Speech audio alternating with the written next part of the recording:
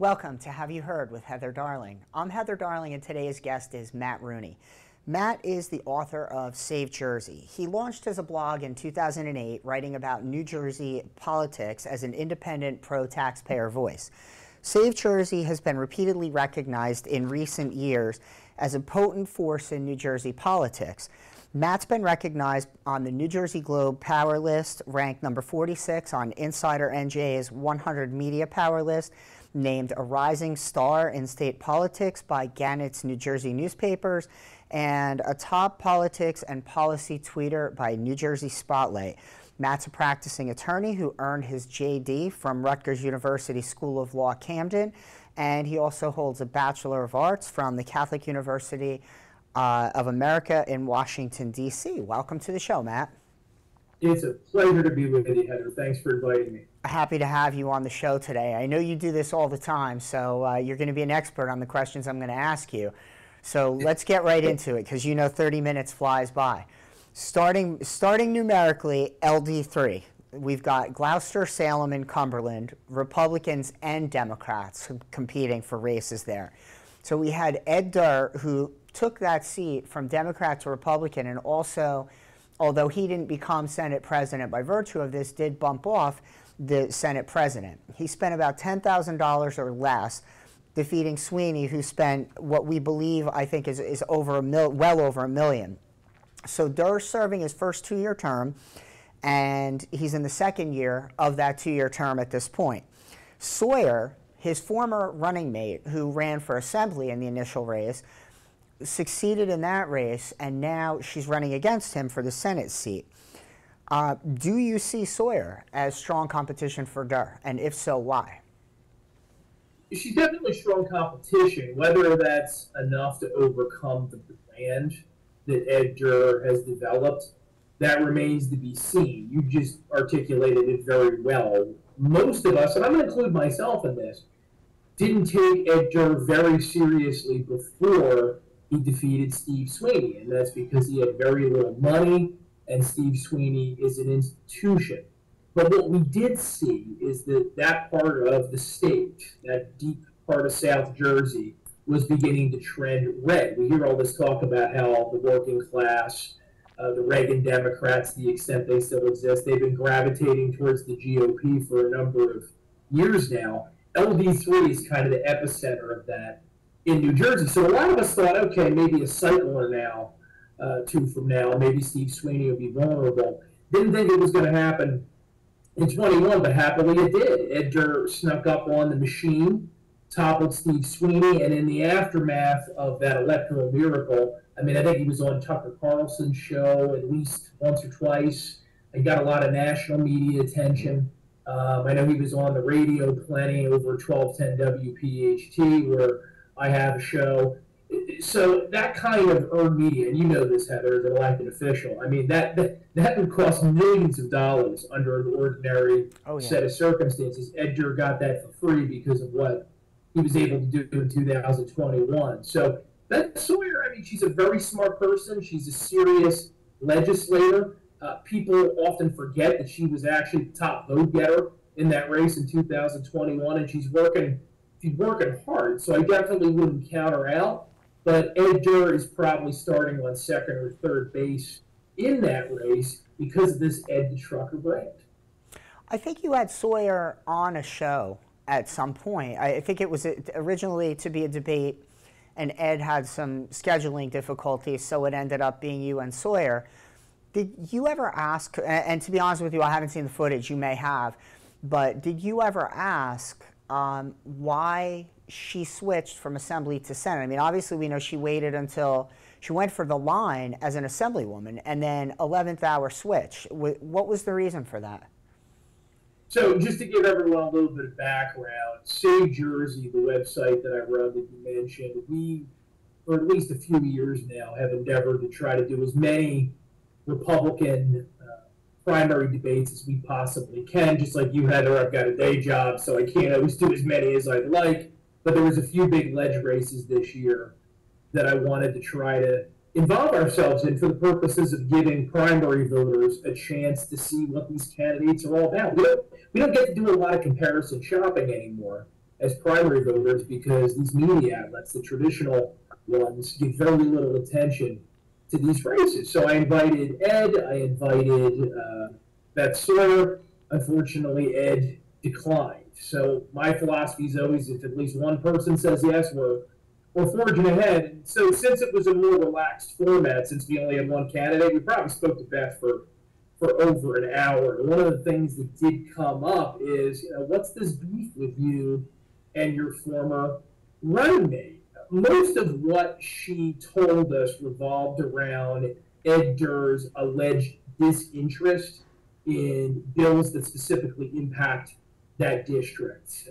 She expressed that she felt that she was the one that was doing all the hard work, for example, to try to correct the 911 system down there, and that Ed Durr was absent running around the state taking photographs at various Republican clubs, nowhere near his district. Now, whether that's fair criticism or not, that's up for the voters to decide, Heather, which, by the way, just to bang this drum one more time, because it's one of my favorite axes to grind, this is why we have debates. I hope that Senator Durr is going to show up and give his side of the story. We didn't get that. I think had he shown up, we probably would have gotten an even better window into exactly how this split happened. Right now, we only have her side. Matt, what do you think is going to happen in the assembly race? Because you've got their former teammate, Beth Ann Patrick, McCarthy Patrick, who is with Durr. And then you've got Tedesco, who's with Durr. And you've got Collins, that's with Sawyer. And there's not a second assembly candidate there, as far as I know. So how do you see the assembly race playing out? It's going to be so interesting because it's probably going to be a low turnout election, notwithstanding how hotly contested these races are. I think that, you've got this split between Beth Sawyer and Ed Durr. Their former running mate, even though she sided with Ed Durr, she's kept a relatively low profile with all the mudslinging that's going on. So combined with some residual name wreck from having won last time, that probably bodes well for her. So if I was a betting man, and it's always dangerous to do it because, in politics, prognostications are worth the paper they're printed on, I'd say that she's probably a favorite for the first position, and the fight is probably for that second slot to see who ends up being a district mate of either Ed Durr or Beth Sawyer. So Democrats have a primary there. What do you think of Sweeney's old running mate, John Berzakelli, versus and he's got two assembly candidates on his ticket, and then you've got Mario DeSantis he's got Tazzy Youngblood, who, as we know, has run herself in the past, and Robert Fitzpatrick. How do you see that race playing out? So Berzacelli and his running mates probably aren't going to have a whole heck of a lot of trouble down there in the primary because they've got that machine backing. With machine backing comes some organization and a lot of money, even though that South Jersey machine is very much diminished relative to what it was even 5 years ago because they've been taking it on the chin down here in South Jersey going back to Mike Testa won his victory a few years ago. Of course, Jeff Van Drew switching parties. I think the real question with the Democrat ticket is what does John Berzacelli bring to the table now in 2023 that he didn't have as an argument in 2021 when voters rejected, right? That's really what this boils down to. He and his former running mate, Steve Sweeney, the voters of South Jersey, overwhelmingly said, listen, guys, enough is enough.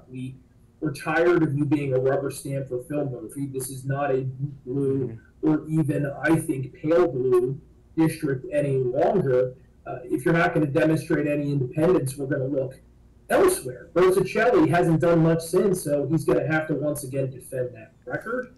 And he is a far-left politician, despite the fact that he comes from the same district as Ed Durr. So all the money in the world, while helpful, it can't give him a new voter history. It can't change the positions he staked out in past years. I'm very interested to see the commercials and the mailers in that district, Heather, because they're going to have to try and reinvent this guy, and I think they're going to have a heck of a time. Yeah, that's quite a feat to reinvent somebody that's been out there for a while and that the voters Yes. said no to once. What about in LD4? That's a district that a lot of people are on the Republican side are saying is very ripe for the flipping now. You've got Nick DeSilvia running against Christopher Del Barello. They're both competing for that seat.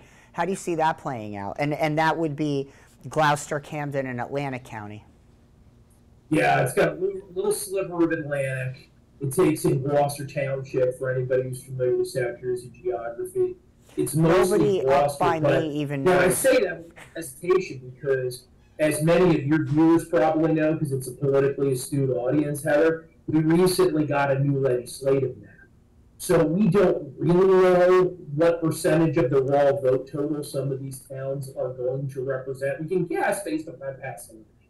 But this is very much a new battlefield, a new playing board in 2023.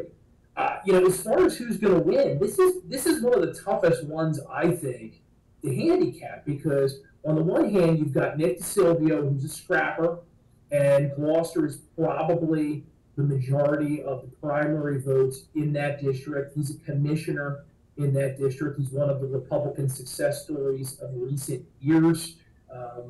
His victory, along with his former running mate and the sheriff down there in Gloucester County, a Republican, they put another dent in the machine of Steve Sweeney with their victory. So I think there's some residual good feeling there among Republican voters. But the team led by Chris Del Barello has the backing of this broad coalition of South Jersey Republican chairmen. There's a lot of money coming in, and Chris Del Barello is a former councilman in Washington Township, Gloucester County. His brother is actually a current councilman there. So the thought is that, okay, well, even though there is a Gloucester County commissioner on the ballot this year, the fact that there's a strong Washington Township presence on the opposite ticket, that may undercut that advantage. So I would say that's the race that I am the least comfortable handicapping. I think down in 3, which we talked about a minute ago, Ed Durr's the favorite, even though I wouldn't count Beth Sawyer out. In 4, it's a jump ball, coin flip, whatever analogy you want to use. Matt, believe it or not, we're already at the halfway point. I know you know how time flies in these shows. So everybody stick with us. We'll be right back with more great takes on next week's primary with Matt Rooney.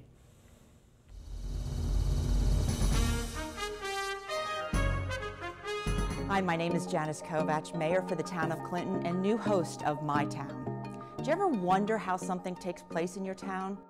Do you have questions about how to find out what's happening? Questions about the budget? We've got the answers for you. I'm going to be talking to government officials and elected officials, getting those questions answered. Catch us every Tuesday and Friday at 1:30 on RVN Television.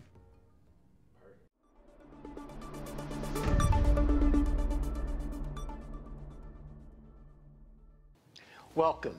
I'm Barry Lefkowitz. I'm your host on New Perspectives on RVN TV. I come to you each week with issues and topics that you will generally find in the news. And if you're looking to be able to get caught up and know what's going on, then New Perspectives is the show for you on RVN TV. Look forward to having you. Have you heard? Join me, Heather Darling, weekly for a different spin on politics, business, law, and other key issues you will not want to miss right here on RVN TV.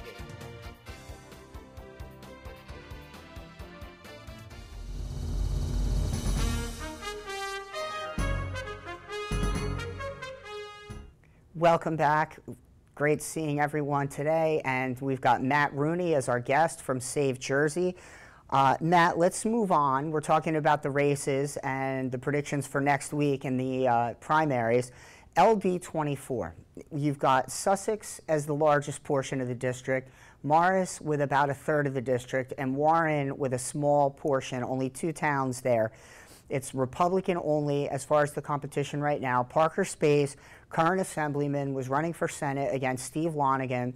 Lonigan stayed in just long enough to lose the Morris County line and decided that he was going to step out, leaving Space with a slate but without any challenge. So now you've got Space's slate, which is in Ganamort and Fantasia, and you've got Akins and Sarnosky, and that's really the competition of the race.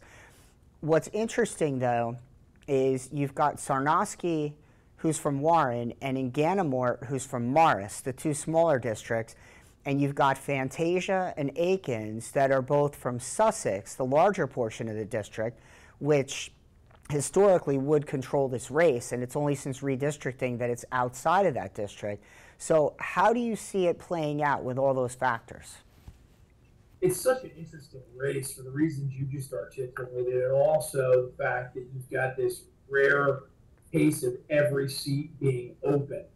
As you mentioned, Parker Space, he's currently an assemblyman in that district. He initially wasn't going to seek re-election, and then when Stephen Oroho announced he was going to retire, he bumped up to the Senate. So it's not very every day where you have this many open seats. That obviously is going to catalyze a lot of competition. Parker Space is a vote machine up there. He's an institution. Anybody from North Jersey watching this, I know you doesn't have someone in the family who didn't go on a school field trip to Space Farms, the zoo up there. It's an institution, so they've got a lot of name recognition. You got to think that gives his ticket an edge. And I think Dawn Fantasia, who's a county commissioner up there, she has a very strong brand. This may be another one where, obviously Parker doesn't have competition. I would say that Dawn Fantasia is probably a favorite for that first seat. But would I be completely shocked if we end up having a very long night, maybe a very long week, figuring out who fills that second slot? Not possible, because every other candidate has a base of support. For example, Josh Akins, he's actually, I believe he's a school board president. I know he's on the school board. He is a school board president, yes. Up there. He's got a heck of a following online that is translated into some boots on the ground report. And then Sarnosky, as you mentioned, he's a commissioner in his own right. And there's some people in his home turf that are turning out and working for him. So, yeah, Parker in a walk, Dawn Fantasia, I maybe feel real comfortable putting money on that race, how that one's going to come out for the first slot. As to who she's going to be carpooling to Trenton with, a little less certain. What I think is also an interesting twist to that race is it's a conservative district, and Akins and Sarnosky have painted themselves as the solid conservatives in that race. And although in Ganamort and Fantasia have attempted to meet that, they don't seem to be painted in the same light as Akins and Sarnosky. So I agree with you as far as anybody's race up there. We did a debate in that one, shameless plug, myself and David Wildstein over New Jersey Globe. There was very little substantive policy daylight between the candidates. There was a couple things like the gas tax increase of several years ago that ended up being a little bit of a flashpoint. But generally, they were just arguing over each other's records and who was more faithful to conservative orthodoxy. Nothing wrong with that, but it's not like the old days where one person's a Reagan conservative and one person's a Rockefeller Republican. They agree, 85, 90% of the time at least. So LD 26 is another very interesting district. It's Republican. It's Morris and Passaic. It was redistricted, so everybody's moving around. You've got Joe Panaccio, who's been serving in his current seat since 2008. You've got Tom Mastrangelo, who has been serving as a Morris County Commissioner, formerly known as Freeholder, since 2010. Joe is running on his record, and again, he's been there for quite a while at this point. He's amassed a pretty good record. You've got Mastrangelo, who has his work as a freeholder, his record to run on. He did run for assembly in the last assembly race.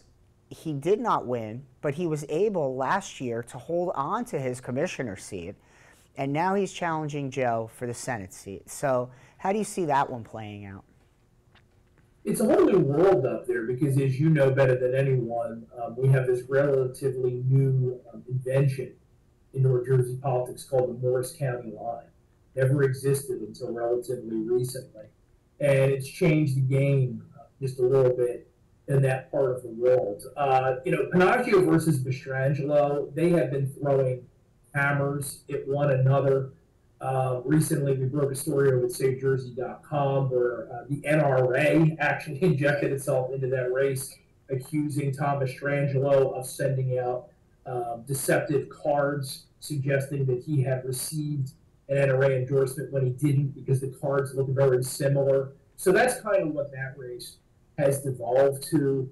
The fact that Joe Panaggio has a very strong conservative record. He was very outspoken during COVID-19, criticizing Governor Murphy's ridiculous decisions. And he has establishment support. I mean, I think that he probably has the edge. But as you just said a minute ago, Mastrangelo has survived at least one attempt by the establishment to oppose him. So you can't count that guy out. He's a scrapper.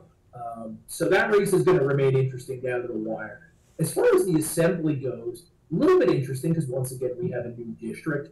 Jay Weber is very much a conservative institution in New Jersey. He's the host of the annual New Jersey Reagan Day event every year. I've called him the conservative conscience of the assembly, because usually you can always count on Jay to say what you're thinking. So once again, I think it's an emerging theme as we analyze these races. I think that he's a favorite for that top spot. We're talking about the second spot again. And you have Brian Bergen, who is shifting over from LD25 as redistricting changed the playing field for him. If Jay's the conscience, he's the bulldog for conservatives in the New Jersey Assembly. He is not afraid to get an argument with Speaker Coughlin on the floor if he thinks the rules are discriminating against Republicans. He's up against former Assemblywoman Betty Lou Croce, who I think her challenge is she lost a primary. It's kind of the Berzacelli problem. She lost a primary last time around. She was replaced in the Assembly by Christian Branco, who's now going to be in 25. Mm-hmm. And she needs to be able to explain to voters, okay, you weren't happy with me just a couple of years ago. Here's the reason why you should bring me back. Her arguments generally revolved around, well, this Bergen guy, he gives great speeches, but what is he actually accomplishing? Well, none of them are really getting, unfortunately, that much done because they're in the minority. Republicans don't have a majority in Trenton. So I think the question for voters is going to be, who is the best advocate for conservative principles, since that's a conservative district. This is another race, Heather, where myself and Mr. Wildstein, we accepted, I guess is the way to put it, an invitation to debate because Brian Bergen wanted to debate Betty Lou Croce, and Betty Lou has declined. So we're going to go ahead with, unfortunately, another empty chair debate. It's scheduled for May 31st, and it's going to be interesting. We're going to be up very late in the night on Election Day, seeing how that resolves, or because of these vote-by-mail ballots that we now live and die by, we may be waiting for days. So, Matt, I got the wrap it up sign, but I'm not going to cut this without finishing one last race. So let's look at this as the lightning round race.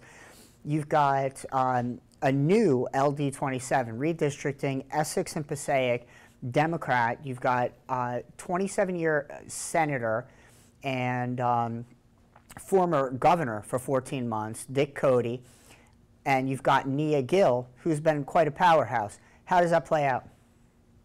So Cody is getting the establishment support, which I think is interesting for my fellow conservatives to note on multiple levels, because Nia Gill is a black woman, and she happens to be one that has, probably to her detriment for her career, opposed the Murphy administration at a few key turns. Recently, she spoke out, you've probably been following this, Heather, against the Election Transparency Act. She also actually joined Senator Panaggio supporting a probe into the nursing homes in the wake of COVID-19. We know that New Jersey's nursing homes had scores of victims, avoidable deaths, through the Murphy administration's policies. So it's hard to not read some retribution on the Democrat side into this primary.